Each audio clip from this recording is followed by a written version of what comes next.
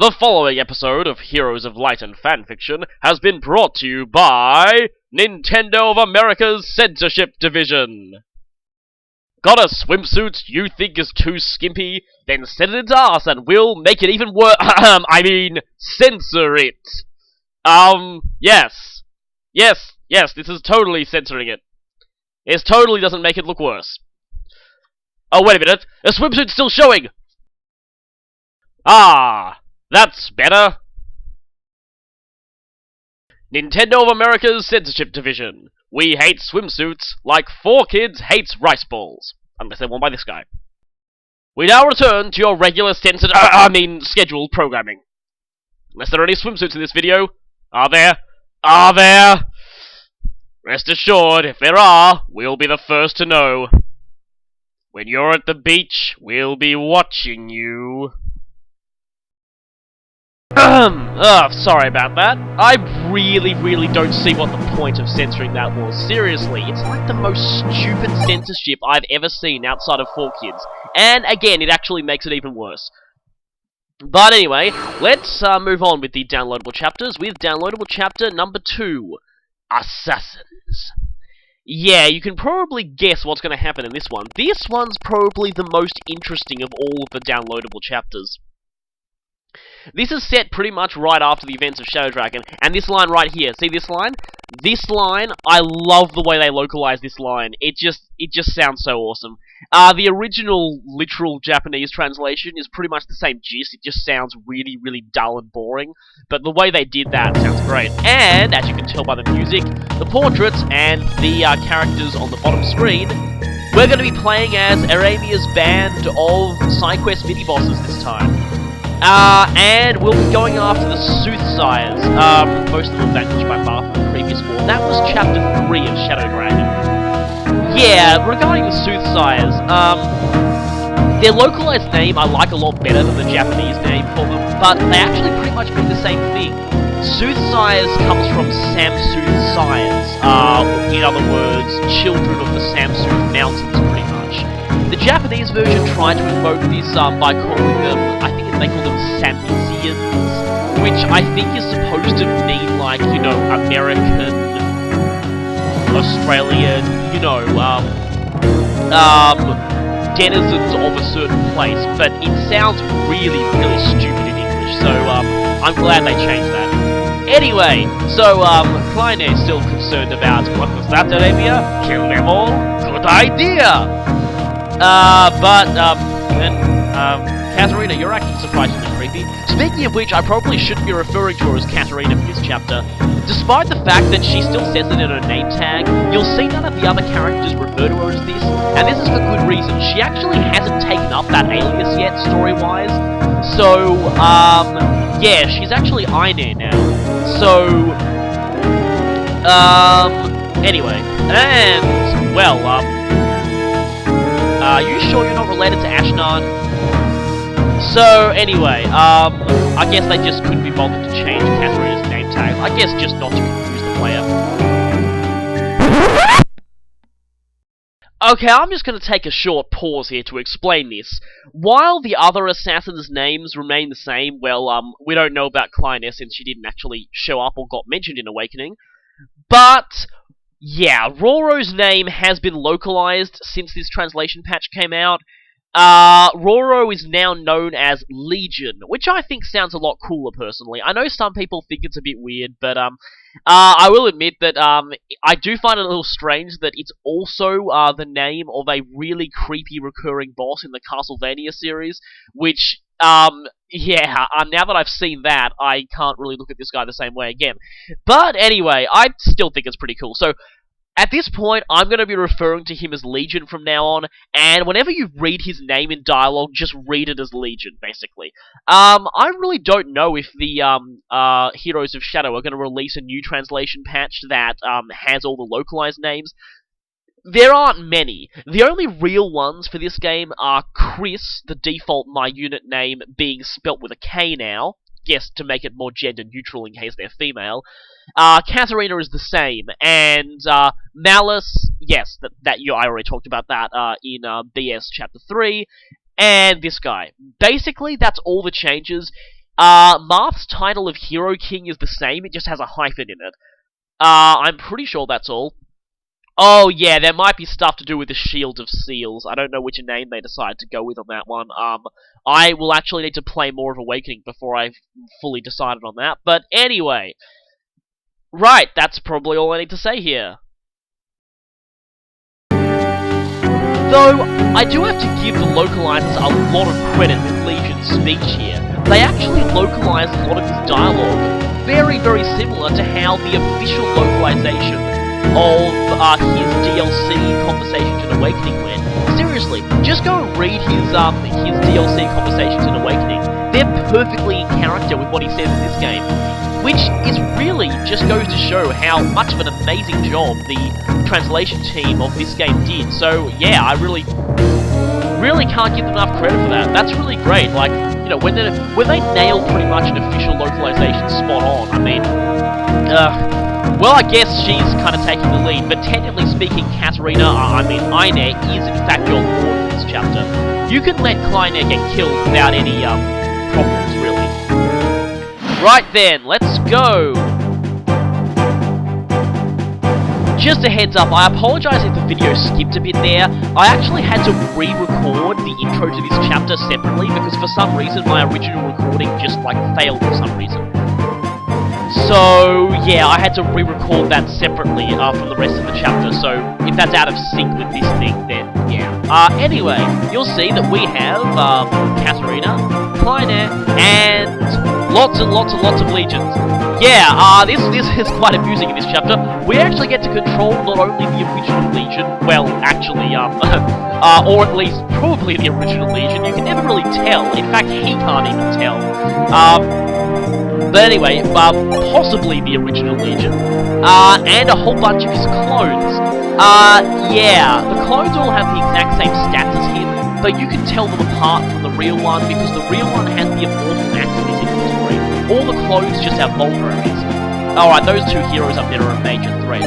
Anyway, the enemies here are split into sort of groups of 2 axemen, a mage, a thief, and a hunter. For the most part. And just like the previous downloadable chapter, these characters all get special conversations when they enter battle. This system was kind of carried over to Awakening's DLC that usually gave every single character, well, at least the the ones where you don't fight other characters, it gave every single character a unique quote for entering just the first time they enter battle, which is kind of interesting. Right then, yeah, about these Legion clones. Yeah, they have some accuracy issues. Some pretty bad accuracy issues. And that can kind of screw you over if they miss at the wrong time. To compensate for that, though, being Berserkers, they have a naturally high critical rate.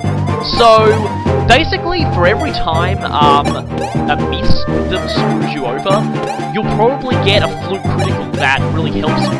So, they're kind of a double-edged sword. Sometimes they're good for you, sometimes they're bad for you. It really comes down mostly to luck. Speaking of luck plays a serious role in this chapter, both the lack of luck stats on your characters. I guess this is because they're all bosses in the main story. Because of that, you might notice that Kleine and all the legions all have 0 luck. This means that fluke criticals by enemies. Speaking of fluke criticals, here's one now! That wasn't a fluke critical that I was talking about, though. Yeah, this means fluke criticals by enemies are surprisingly frequent, and they can really screw you over. You want to watch out for those Blizzard mages in particular. They've got a slightly higher base crit rate than normal. I think the Blizzard tone has 5 crit. So, you want to be careful there, because they'll usually have about a 9% chance of critically you, and yeah, now these thieves are a serious problem for the Legions. Serious problem. Especially if they're standing in forests, because your hand actors. Alright, yeah, you might notice that only the original Legion has an actual battle quote. And again, they got his personality, his localized personality, completely spot on. I think the laugh is a little bit different in the localized version, but still, it's actually amazing how well they actually did it. Anyway, I was softening up these guys a little bit, taking them down with counters. Hopefully taking them down with counters. yeah, expect a lot of misses on these guys.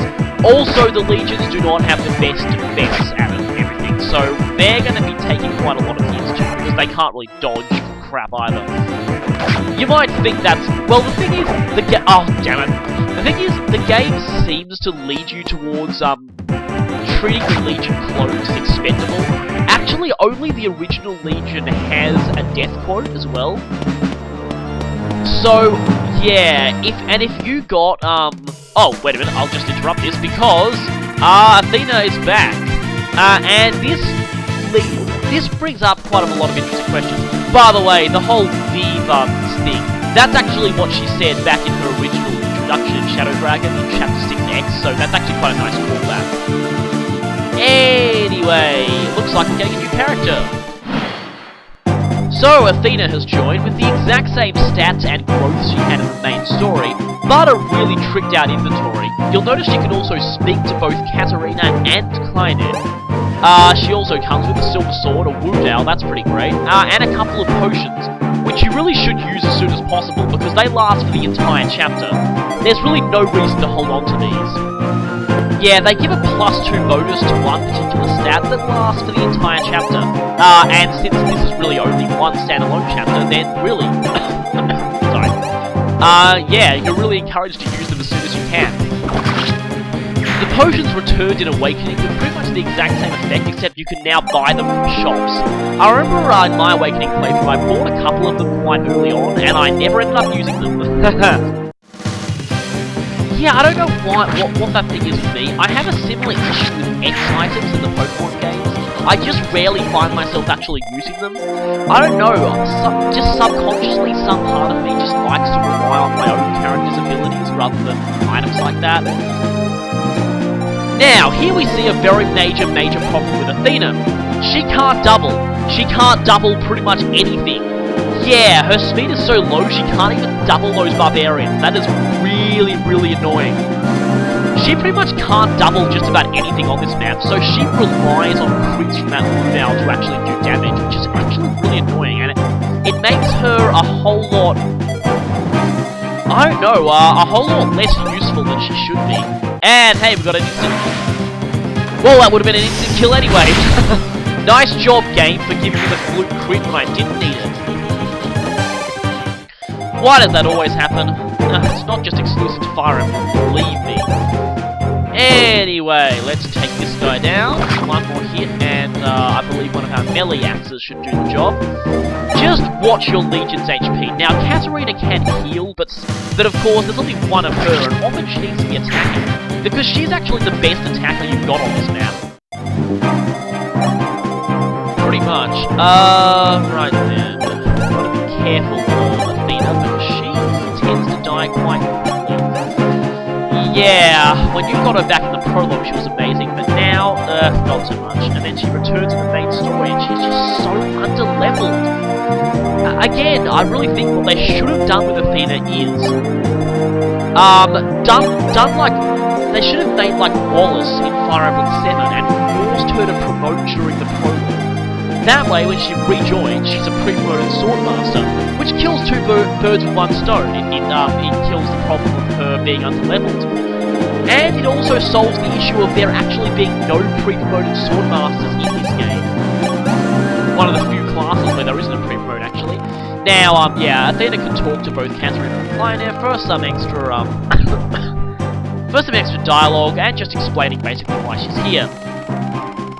And Katarina's doing her Pokedex scan, I mean, just Mathdex scan of Athena here. Yeah, it seems Katarina is the information person of the assassins. Her job is basically just to be a walking encyclopedia. This isn't the first time for the player, probably. I wonder if it's actually possible to download this before the prologue. This is why, I encourage people not to play this chapter before, completing the prologue, or in fact before completing the entire main story. And you can use the Immortal Axe there to recover 20 HP, which is pretty nice. Anyway, speaking of recovering HP, this Legion seriously needs to recover. Yeah, despite them supposedly being expendable, I'm going to go and treat them as if they were regular playable characters, and just keep them all alive. time. I don't want any of these things dying. After all, clones are people too. So, anyway. What was I saying? Yeah, it was something to do with, oh, right, not completing this chapter for the main story. Thank goodness for, Roro grids. No, I mean, thank goodness for, being able to skip back onto my old commentary. Anyway, the reason why I said that is actually because, yeah, technically, this is going to spoil for you Katarina's role in the prologue, so yeah, I wouldn't recommend doing that. Secondly, though, I wouldn't recommend doing this even after you finish the prologue, because later on, this chapter is going to spoil something pretty major about who the assassins work for. And because that's not revealed in the main story until about chapter 13X, yeah, whoa! These legions are a roll here. That was incredibly lucky too, because that only had a 60% chance of hitting. Yeah, for those of you who don't know how the maths of Fire Emblem works... Oh, come on, this is just ridiculous! Wow, good job, Legions. You guys are really doing well for me this turn. This is interesting. Okay, it's funny, the first time I actually attempted this chapter, this was before the translation came out, but very soon, after it was almost coming out, I kind of got a little, sidetracked because I was bored and decided to play this one. And I lost Client Air to a 2% critical, I lost a couple of Legions to 1% enemy criticals. Yeah, that was ridiculous. As I was saying though, how combat calculations work is that your chance of hitting is calculated before your chance of critical. Which means that if you see a character critically, wait a minute, I'm gonna have to interrupt my line of thought again! Because that just happened. You might be thinking, oh no, I got a bad level up, better reset, but actually, that's pretty normal in this chapter. Because, yeah, this is the reason why you might have noticed, hey, why didn't you do any character sheets for these guys? The reason for that is, actually, I'm gonna have to interrupt myself again. Okay, I've got a few. I'm doing a push-pop stack of topics here. Okay, right then. Okay, firstly, so this mage, he has 21 HP, not 20. Athena can do 20. I once made the mistake of attacking the one with 21 HP. That did not end well for Athena. Anyway, back to what I was saying before. The reason why I didn't do any stat sheets for these characters is because I didn't actually see much point. Even though they are technically new characters who are not in the main story, the developers were really, really lazy when it came to their stats. Their base stats, I believe, are the exact same base stats they had as bosses in the main story, and their growth rates, well, they just use the generic class growth rates with no additions whatsoever. So the Legions all use the growth of a generic Berserker, Kleiner uses the growth of a generic Sniper, and that's about it actually. Because Katarina and Athena both appear in the main story and thus use their growth from there. So basically the only two people you can expect decent level ups from are Katarina and Athena. That's probably the one reason to use Athena here, really. She doesn't start off too good, really, but if she gains a little bit of speed, enough to actually double stuff... why can't she double stuff? But once she gains enough to actually double stuff, then she's kind of useful. But basically, don't expect much good level ups out of the Legion clones or out of Kleiner. Just don't. For reference, I think I will... In case you want to know, I'm going to go to Serena's Forest and get the generic growth rates up, just so that you know. Okay, so generic growth rates. Legion, basically generic Berserker growths have 70 HP, 30 strength, 0 magic. It's actually negative, but it's treated as 0. Skill 15, speed 30, and everything else 0. So, yeah. Kleiner's generic growths are 40 HP, 10 strength, no magic. I take that's probably negative 2. Skill 20, speed 30, luck 0, defense 10, resistance 0, and that's probably negative also. There are also, well, I don't want to spoil it, but let's just say we haven't seen the last of generic growth rates in this chapter. Hint, hint. But anyway, yeah, generic growth rates. In case you're wondering exactly how these work, I never really explained it in the main story because I didn't reclass all that often and because I just personally don't really like reclassing. How things work, and this also is much more important for Awakening 2, is that every character has their own personal growth rates. These are the growths that they'll always sort of have regardless of what class they're in. Then, add on top of those the class growth rates to get the character's actual growth rates in that class. So that's how reclassing can kind of change how you're going to grow certain stats. It depends. This is much more important for Awakening though, when it actually really matters to switch to different classes in order to maximize your stat gains.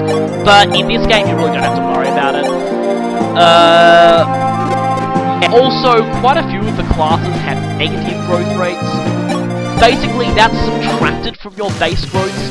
Most physical classes have negative growth in magic and resistance. That's why you see such awful resistance growths on physical users.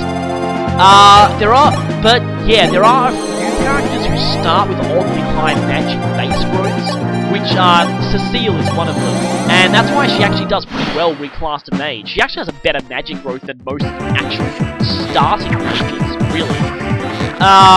But yeah, other than that, base growths and class growths don't really matter all that much if you don't use reclassing, which I don't. Of course I do in Awakening, but that's more just to get extra skills. And to totally break the game. But we'll save that for when I actually cover Awakening. Oh boy, you can get such broken reclass combinations in that game. Okay, that's one more topic popped off the stack. Now to the last one. Yeah, hit rate and critical. Basically, yeah, the Fire Emblem series calculates your chance of hitting before your chance of critical. And if the attack hits, it then calculates if it's critical or not. Which means that the chance of critically with a, like, the Legion's at like 15% critical, with only a 50% chance of hitting is actually only about half that. So in total only about 7.5% chance, really. So that was quite lucky. Very, very lucky, especially to get like 2 in a row like that. So anyway, Klein's still doing this. Yeah, this is pre-death Epiphany Klein. So yeah, she's still a jerk. Okay, you there, and die. That, you know, when I first attempted this, I really never got any criticals out of Athena. Okay, good, speed. She needs speed. She really does need speed. She can now double things with 10 speed, which then isn't much. So, unfortunately, she's going to have to gain 1 more point of speed if she wants to be really useful. Actually, she can double these things. But she kind of already won in kills anyway, so that's not really all that thing. Now, I want to get rid of these mages quickly. The reason for that is, again, they've got surprisingly high crit chances. 9%. I just don't want to risk that. Oh, speaking of low crit percentages, bam! Critical. Of course, Kleinette does have +5 critical for her class, and of course the Legion clones all have +10, I believe it is, critical for being a Berserker. Again, I'll say this again, I think I've already mentioned this before, but weirdly enough, Berserkers actually lost their crit bonus in Awakening, and it sort of exchanged it for the Wrath skill. Funnily enough, that's actually how they started, because in Fire Emblem 5, where I believe Berserkers first appeared, they didn't have the critical bonus, but instead they had an auto Wrath skill. Of course, Wrath was totally broken in Fire Emblem 5. In that game, Wrath gave you automatic critical if you were hit during the combat. Kind of, you know, kind of like the revenge move in Pokemon, except instead of doubling your power, it triples your power, basically. It gives you an auto critical. And in Fire Emblem 5, criticals ignored terrain bonuses, so that was pretty ridiculous. Of course, no one you had could be Berserker, so that was really annoying. And they often showed up as really, really annoying reinforcements. Damn it, I hated those things. Anyway, sorry, that was a bit off topic, but anyway, Berserkers actually lost their crit bonus in, oh god, my HP. Now, okay, I'm gonna call this, I'm probably gonna miss this. I'm definitely gonna miss. Go on, I'm gonna miss. So gonna miss. Oh, I didn't miss, okay. Wow, I actually got lucky for once. Anyway, like I was saying, Berserkers in Awakening, not only have they lost their crit bonus, but because they have such a low skill count, they actually critical less on average than other classes, which is really ironic. Of course, they still have the Wrath skill, and I was still really, really paranoid about this guy. Yeah, Fire has, of course, less of a crit rate, and, okay, you don't want to expose Katarina to attacks that much, but when you need to, again, Katarina is your main offensive powerhouse in this map. She's also your main healer, well, only healer, and she's probably the best healer the bonus chapters have to offer, given her very high starting magic, well, very high standard in this game. Again, like, while Nina, she never healed that much, she only healed like 17 even with Med Staves, but Katarina, she usually heals over 20. Katarina's a really good healer, actually, and wanna... The only problem with her healing is, on turns where she heals, she won't be able to... Again, okay, let me rephrase this. Every turn she spends healing is a turn she is not spending killing stuff. And you really want her killing stuff because Katarina is your main stuff killer here. Right, now we've got all the enemies and reduced to just these two heroes. I didn't particularly explain my strategy here, so basically the strategy I had for this chapter is this. I like to let the top two groups come to us and tank them in the forests. First, I like to split my group into two, and damn it, is that? Seriously? Firstly, I like to split my group in two. One heads to the left and one heads to the right, and take out the two groups that are on each side of us. Then, the middle group come to us, I then take out the middle group, then wait for the other two groups to come down, and then I stay down in the forest and take out the top two groups. This strategy has worked pretty... Oh, come on! Sorry about that. Anyway, okay, I gotta kill him now, otherwise the real Roro is gonna die. Anyway, this strategy's worked pretty well for me. Most of the times I've tried this strategy, I haven't lost anyone, so... Yeah. Now, this bit. The two heroes are the last enemies left. Now, when you get to this point, you want to move your characters up as much as possible. Keep moving them up. You want to get as far away from your starting position as possible. Of course, I'll prioritize healing the one who doesn't have the Imhullu axe because he can just go up here and heal himself. Anyway, what you want to do here is you want to... Now, I actually still don't know if, I believe... Okay, don't quote me on this. I'm pretty sure that using the Immortal Axe to heal doesn't force you to equip it. There were other games where using the healing effect, like the bonus effect of an item, actually forced you to equip it. I don't think that happens in this game, but I may be wrong, so don't quote me on that. Anyway, you can trade the Vulneros around if non-clones need healing. Anyway, once you get close to these heroes though, you want to be as far away from your starting position as possible. I cannot stress this enough. You'll soon find out why. Oh boy, you'll soon find out why. Oh, sweet goodness. Yeah, this is... Yeah, you can probably tell what's coming. Then again, it's kind of good for you as well. You'll see. Now, the moment you get close to these guys, lots of reinforcements there, and lots of reinforcements from the rear. I know that there's been one particularly famous player of this series who named... that kind of thing, asshole reinforcements. I completely agree. They're even more asshole-ish in Fire Emblem 7 when if you don't leave someone back to guard Merlinus, they're gonna kill him. Well, not kill him, but they're gonna take him out. Back on topic, there's a whole lot of reinforcements here, but just don't panic. Don't panic when this happens. You might want to send a few of your characters back to deal with the reinforcements, but don't do anything too reckless. Don't put yourself in too many of their attack ranges. What you want to do here is, ideally, you just want to ride it out. Just tough it out this turn without getting too reckless. All you need to do is survive for one turn. Why? Well, you'll see. You might want to form a few plans just to plan out who's going to take on which group of reinforcements. What I'm doing here is I'm luring you. Now, I got really lucky with Athena here. This could have ended very badly. If this guy had hit her, and she'd still crit, and then this guy had hit her, she would have fallen victim to the whole too much crit and shooting thing. And oh boy, this is bad. I've now got a hero on us. This is not good. Right. So basically, you want to just tough it out, just survive for one turn. You only need to last one turn. You will find out in a few seconds. Literally a few seconds. Once this turn is over, you'll see why. And here we go, reinforcements of our own, and boy, what reinforcements they are. You might be thinking this is way too good to be true. It's not, this is really, really happening. Yes, when I said you get to play this chapter as the bad guys, I was not kidding. Yep, playable Garneth. Every hacker's dream. And also Aramia. So, basically, you have these two. You have Aramia and Garneth. Cue evil laughter. Now, Garneth, yes, he does have Imhullu, and yes, it still makes him invincible. So basically, Garneth cannot die. Which makes total perfect sense, since he's already dead and all. But anyway, essentially, this is how Garneth works. Pick one enemy in his movement range. That enemy is now dead. Rinse and repeat. you don't even need to be subtle at all with this guy. Just charge him right into the middle of the fray. And yeah, speaking of charging into the middle of the fray, we also have Aramia. Aramia has, oh boy. Yeah, but her quote is pretty scary. I found it even scarier in Japanese. But anyway. I personally would have translated it a bit differently too. But anyway, Aramia is actually also pretty much invincible.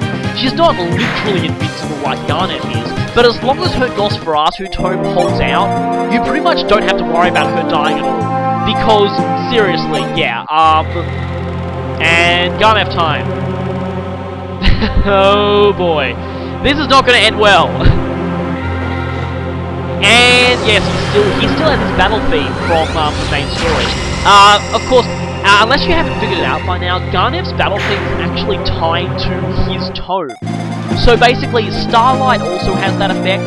Basically, whenever anyone uses Imhullu, this goes to those stupid hackers who hackers love to put Imhullu on people's teams in Wi-Fi. Seriously, they could have fixed that problem by just making Imhullu just say Garnef only. Actually, they couldn't have. Hackers could easily get around that. Anyway, well, actually, yeah, there's no two ways about it. I've heard of hackers actually hacking Medius into their teams too, as in actual Shadow Dragon Medius. And a funny thing that happens is that his wings don't actually show up, because funnily enough, his wings are not part of his actual model. His wings are part of the background, and that background only shows up when you're fighting him as the final boss. So, if you somehow manage to hack him onto your team, his wings don't appear, which is kind of funny. That also explains why his wings disappear if you cast Starlight on him, because Starlight changes the background. So, yeah, funny fact about Medius. So, anyway, that's a bit weird. Anyway, so that was just on the subject of hacking and villains. Right, for this point on, you really don't need any more help in this chapter. All you need to do is make sure that Katarina and the Legions just survive. Just protect them, keep them out of the action, make them run away like little cowards if you want, because Garnef and Aramia can actually solo the entire rest of the map. Of course, Garnef is already level 20, he's not going to be leveling up at all. And if this map ranked you on experience, I would recommend shying away from using him, because that would really hurt your experience rank if there was one. Unfortunately, there's no experience rank, so you can just feel free to spam him as much as you want. Now, funnily enough, sometimes enemies will actually attack him of their own free will. I know, of all the dumb things the AI has done, that really takes the cake, doesn't it? Yeah, of course, they'll attack the other characters if they're in range. The AI seems to prioritize whoever has the lowest defense. So, funnily enough, Katarina and all the Legions actually have a tie for 9 defense. 9 defense is surprisingly high on a mage, though, like Katarina. Anyway, yeah, they're all going for these guys because of their defense, and damn it, oh well, that was understandable. Unfortunately, we got none of them attacking Aramia or Garnef. It's particularly hilarious when that happens, but trust me, you'll be seeing that later on. So anyway, we're completely surrounded. This is really bad. Not. Actually, Garnef can just slaughter everything. So yeah, you want to put these two in the thick of the action and just basically kill everything. Also, Aramia has Meteor, but I'd recommend using it sparingly unless you really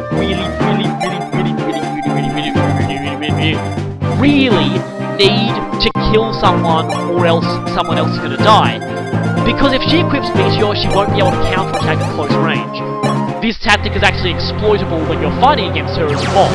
You can either also equip Meteor, or simply just run her other tome out of uses, and she won't be able to attack you at close range at all, and she becomes a gigantic anticlimax. Kinda like that Magic Seal guy, what was his name? Ion, the boss of the first Kishuna chapter. Yeah, not only could you Magic Seal him, but you could run him out of everything except boss. Anyway, so we're almost done with this chapter, it seems. And really there's not much else for me to say, except for, remember I said before that we hadn't seen the last of generic growth rates? Yep, you guessed it, Aramia and Garnef both use generic class growth rates. I'm pretty sure that's simply how they're programmed as bosses in the main story, they're just not programmed to have growth rates. Unlike a whole lot of other Fire Emblem games, where some unplayable characters in fact have their own unique growth rates. In fact, let me go on a weird tangent here. In some of the earlier games, you had some very, very interesting stuff in non-playable characters, including really unique things that no playable character actually could boast about. Like, Eliwood's mother back in Fire Emblem 7 was actually a bishop who could use anima magic as well as light. That's really interesting. No playable bishops had that trait, so that was kind of interesting. Meanwhile, Eliwood's father had his own unique class that could use swords and lances, perhaps a precursor to Crom's class in Awakening. And then, of course, then there was the big thing in Fire Emblem 6, Gale, Melody's brother, who was unrecruitable, had non-generic growth rates, while most of the other bosses all did have generic growth rates, which some people took as a sign that he was originally meant to be playable. Oh, whoa, that was lucky. So, yeah, then of course there's, again, spoilers in growth rates. Also, speaking of generic class growth rates, those were the kind of growths that we used for Tanith's Pegasus Knight reinforcements back in Path of Radiance. Yeah, they all had generic class growths too, I think. So, yeah. Not that they could actually level up, but the game automatically levels them up to whatever level that was displayed on them, so... That's actually how enemies work in all Fire Emblem games, actually. I guess I'm going really, really off topic, but seriously, there's nothing more to explain here, other than this could have ended really, really badly. These guys can double the Legion clones, and, yeah, I was really terrified. I was worried I had to restart this, but fortunately, he survived it just barely. Anyway, though, like I was saying, yeah, I haven't explained this before, and, this might be the only chance I get in this game. Anyway, how generic enemies work in most Fire Emblem games. The ones that don't have fixed stats, like bosses. And here we see the award for the dumbest enemy in the history of everything. Anyway, so, the ones that don't have fixed stats, basically whatever level they're displayed as in the game automatically levels them up silently to that level using generic class growth rates. In most games, in fact in this game, the generic enemy class growth rates are actually different to the generic playable class growth rates, which is really weird. Okay, that could have ended badly. If he had critical stuff, I dread to think what would happen. I obviously have never seen if Garnef or Arabia have death quotes. Garnef obviously will only be able to say his if you forcibly de-equipped him. I just, of course, given that he's already dead at this point, yeah. So back to what I was saying, generic enemies, generic growth rates, yeah. Sometimes enemies that start promoted automatically get a couple of extra level ups on top of their already existing stats. Yeah. Anyway, sometimes they automatically get a couple of, extra level ups, and then of course depending on the difficulty. Now really the difficulty settings, like in Shadow Dragon, and maybe even this game, are basically just done by giving the enemies a whole bunch of extra level ups on top of their existing stats. Usually in the ridiculous difficulty levels, the enemies get upwards about 20 extra level ups, so they're kind of like level 40 on the Legion mode, so that's pretty ridiculous. So, right then, just 2 more enemies, that's pretty much everything. So, we can just kill these guys. Oh, just short. Right, now I thought for the last enemy, I kind of wanted to finish it with something flashy. And if I miss, it didn't really matter because, well, you know, I get another shot next turn. So I thought I'd just do the flashiest thing possible, and meteor him. Meteor smash! And he's gone, and chapter over. Sorry, I just wanted to end that in the most flashy way as possible. I never actually used that one. And hey, that's funny. The chapter ended before the game had a chance to deduct a use from Meteor. That was actually... I never knew that could happen. That was interesting.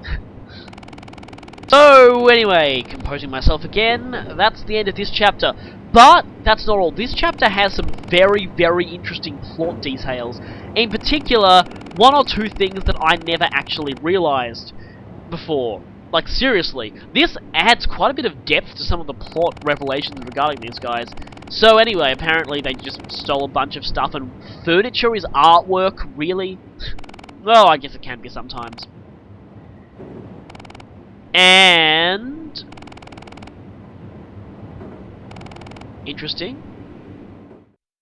And of course, ominous music. So, as I guessed, there was an ulterior motive for this. Of course, Garnet wouldn't send his guys to kill, like, bad people. So, basically, this was just basically a training mission. Just a test of what these guys could do. And it looks like they passed with flying colours. Oh, come on. Well, of course, we already know at this point that Arabia is brainwashed, so of course she can't argue against Garnet when he says that. Oh, wow. Now, here's where things are interesting. Connection? One of them. Now, they don't specify exactly who it is. Oh, boy. This revelation, I did not realize this before. Oh, wow. This implies that either Kleiner or Katarina, most likely Katarina, is only an orphan because Garnet, forcibly made her an orphan. And she doesn't know. Wow. That is not really revealed in the main story at all. I did not realize that. Now, of course, it's not actually revealed to who it is, but given that it says, girl, I'd assume it's Katarina, and that leads rise to some very interesting implications. If you want to check out my theory on this, as to why Katarina was specifically selected to be raised as one of the assassins, go check out Fire Emblem Arcania's page on TV Tropes, and look at the Wild Mass Guessing section. The only thing that's there at the moment, at the time that I uploaded this video, is my theory as to why Garnet singled out Katarina specifically. Be warned, it contains slight awakening spoilers, my theory, so yeah. Anyway, this one here implies that Kleiner, she was originally from a noble family, which is interesting. And then, of course, they all died. This music here, again, this music always brings me feels, as they call it whenever it plays. It's called Puppets Don't Cry, and seriously, whenever you hear this theme, it's just Kleiner's an interesting character, because she seems like a remorseless killer when she's actually on the battlefield, but off it, she actually is she's a surprisingly tragic character. And here we see something interesting. Yeah. Well, yeah, we all know what the significance of this is. Yeah, now it would have been interesting if her name tag was Iron Air before and then it changed to Katarina here. But anyway, so yeah, this is the origin of Katarina's alias. She actually took it from one of these children she rescued on a mission. So, yeah, that's the reason behind her alias. And, this line coming up, I think that line's got a bit of a double meaning, personally. She's both talking about that girl and herself there. Of course, if you play your cards right during the main story, then, well, presumably both of them get to be happy. We don't know what happens to that girl eventually, but... And of course, it's the whole, don't tell anyone I showed any emotion, okay? Happens so often. So, with that, this chapter is over, and we don't even get an epilogue screen. So, with that, yep, that's it for this chapter. We'll see you next time with the final downloadable chapter for this game. See you then!